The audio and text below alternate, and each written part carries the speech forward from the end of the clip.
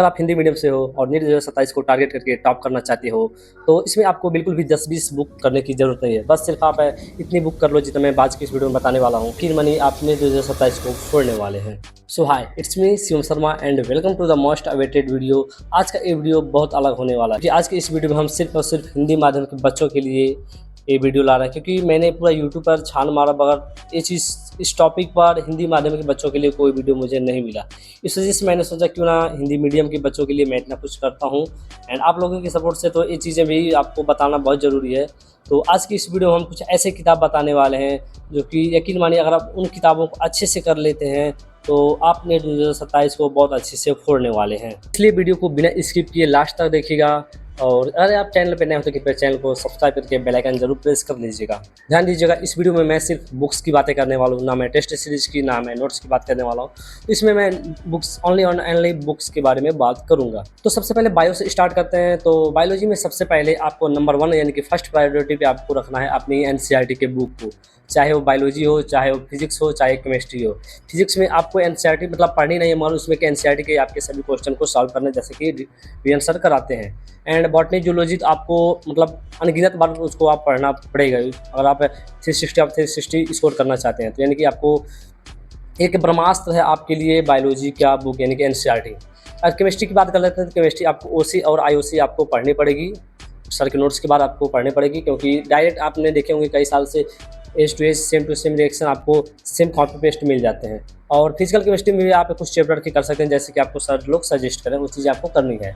आप सबको पता है कि नीट 2027 का 26 का सभी पेपर टोटली एनसीईआरटी बेस्ड आता है, तो इस वजह से आपको फर्स्ट प्रायोरिटी एनसीईआरटी रखना है और कोई भी एक्स्ट्रा चीज़ें में आपको टाइम नहीं देना है। अगर आप एनसीईआरटी से एक्स्ट्रा टाइम आप बचा लेते हैं तो आगे की वीडियो मतलब आपके लिए, क्योंकि आगे की इस वीडियो में मैं वही चीज़ बताने वाला हूँ। अगर आप एनसीईआरटी की बात करना चाहें तो आप उस चीज़ को करिए। अब मैं दूसरे नंबर पे बात करूँ तो आपको दूसरे नंबर पे करना है आपको यकीन के मॉड्यूल। अगर आप पीडब्ल्यू से पढ़ते हैं तो यकीन के मॉड्यूल, अगर आप कहीं अदर इंस्टीट्यूट से पढ़ते हैं तो उस इंस्टीट्यूट का आपको मॉड्यूल करना है। एंड ध्यान दीजिएगा कि सभी मॉड्यूल एक बराबर होते हैं, तो आप किसी भी मॉड्यूल को आप फॉलो कर सकते हैं।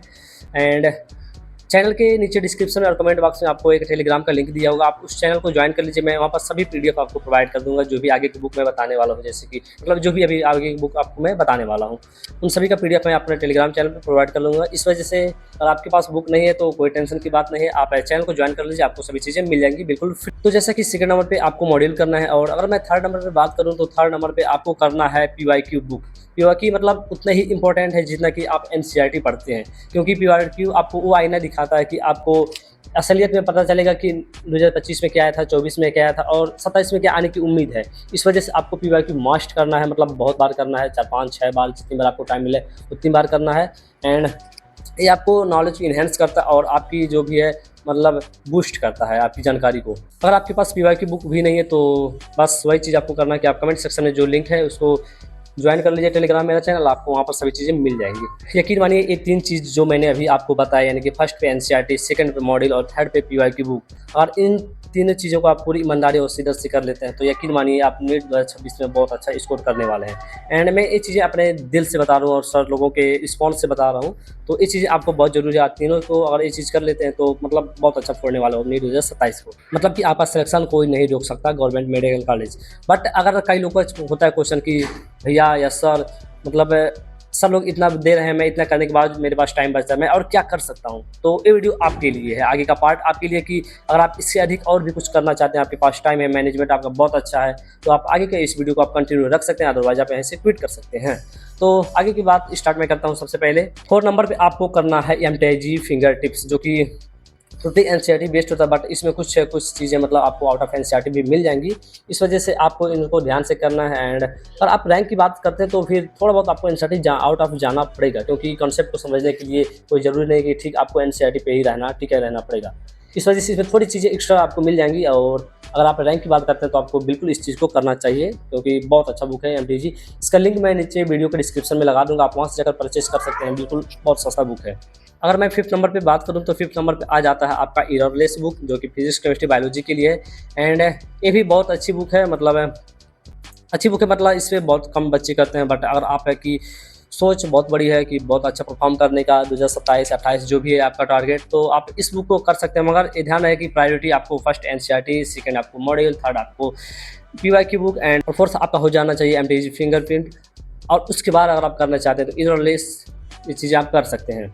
एंड लास्ट वन जो कि बहुत ख़तरनाक होने वाला है, जो कि मैं फिज़िक्स के लिए बताने वाला हूँ, क्योंकि फ़िज़िक्स में बहुत लोगों का डाउट आता है, भैया मैं क्या करूँ? मुझे फ़िज़िक्स समझ ही नहीं आता। मैं क्लास में क्वेश्चन बनते हैं, उसके बाद मुझे समझ नहीं आता, बिल्कुल क्वेश्चन बनते नहीं हैं, क्लास में मज़ा आता है पढ़ने में। तो इस वजह से अगर आप मतलब बेसिक से स्टार्ट करना चाहते हैं मगर तो ये बुक आपके लिए है। और अगर आप एक चीज़ अगर आप कहीं इंटरव्यू में देखेंगे नेट AIR1 का, किसी भी AIR1 का किसी भी साल का, तो उसने कहीं न कहीं एक चीज़ मेंशन किया होता है, यानी कि फिज़िक्स का HC वर्मा, यानी कि बहुत बेस्ट बुक है। आपको मतलब यहाँ से यहाँ ले जाने की उसके पास क्षमता है। हाँ, मतलब नो डाउट अलग सर जी इन सर की बात करते हैं बहुत अच्छे से। तो इन चीज़ को आप कर सकते हैं, मगर ध्यान है कि ये सबसे लास्ट में करना है अगर आप बहुत मल्टी टैलेंटेड बनना चाहते हो और AR1 की तरफ आप अग्रसर कर रहे हो, तो ये चीज़ें आप कर सकते हैं। एंड जैसा कि मैंने बच्चों के फीडबैक से पाया कि यकीन 2.0 में दिनेश जाट सर आपको SC वर्मा कंप्लीट कराने वाले हैं, तो आप इनको एक बार चेकआउट कर सकते हैं दिनेश जाट सर को, क्योंकि बहुत बेस्ट टीचर ये भी हैं फिजिक्स में अपने हिंदी मीडियम के बच्चों के लिए। क्योंकि उन बच्चों के फीडबैक मेरे पास आया कि भैया और दिनेश जाट सर ने बोला कि SC वर्मा मैं कंप्लीट सोल्यूशन दूंगा आपको और सभी चीज़ें कराऊंगा। तो आप अगर आप अच्छा परफॉर्म करने की मतलब कोशिश कर रहे हैं तो आप ज़रूर इनको एक बार चेकआउट कीजिए, क्योंकि SC वर्मा आपके बहुत अच्छा रोल निभाने वाले हैं आपके रैंक की दुनिया में। तो ये रही आज की वीडियो में ये सभी किताबें जो कि मैंने बहुत अच्छे से बता दिया। और अगर फिर भी अगर आपका कोई डाउट है तो आप कमेंट सेक्शन में कमेंट कर दीजिए। बाकी मिलता है किसी नेक्स्ट वीडियो में, तब तक के लिए जय हिंद, जय भारत।